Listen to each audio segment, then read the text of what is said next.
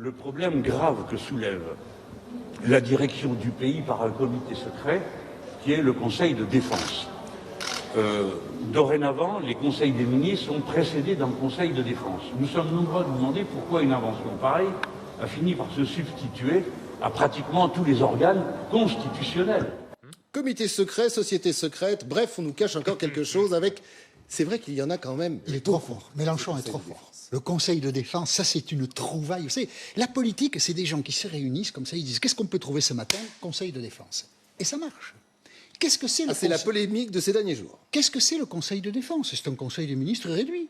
Ceux qui y siègent, il y a le ministère de la Santé, le ministère de la Défense, le ministère de l'Économie. C'est une réduction du Conseil des ministres. Qu'est-ce qu'il y a d'illégitime? Rien. Quels sont les résultats du Conseil de défense? Ce sont soit des communications publiques, des conférences de presse du Premier ministre, des interventions du ministre de la Santé publiques, donc on peut le contredire. Enfin, le Conseil de défense nous dit ce qu'il fait. Soit des arrêtés, comme après un Conseil des ministres, soit des décrets, soit le Parlement saisi pour le projet de loi de sécurité sanitaire. Qu'est-ce qu'il y a de changé? Mais alors Mélenchon, avec un talent extraordinaire, je crois qu'il est candidat à la présidence de la République, puisque plus de 150 000 Français l'ont plébiscité en quelques jours. C'est un succès quand même. Hein. Donc Jean-Luc Mélenchon, hop, qu'est-ce que c'est ce comité secret qui nous gouverne? Alors, il n'est pas complotiste, Jean-Luc Mélenchon, mais enfin, vu de loin... Il n'est pas seul à le dire. Hein. Vu de loin, ça y ressemble. Mais le Conseil de défense... Mais c'est un conseil des ministres restreint. Oui. Voilà.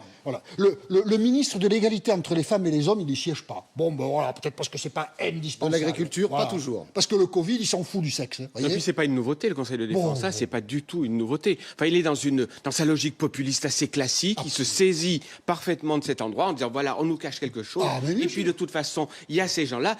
En fait, c'est la stratégie populiste dans tout ce qu'elle peut avoir. Et pas forcément de la France insoumise disent mais pourquoi ne pas discuter de ça au sein de l'hémicycle et les grandes décisions sanitaires?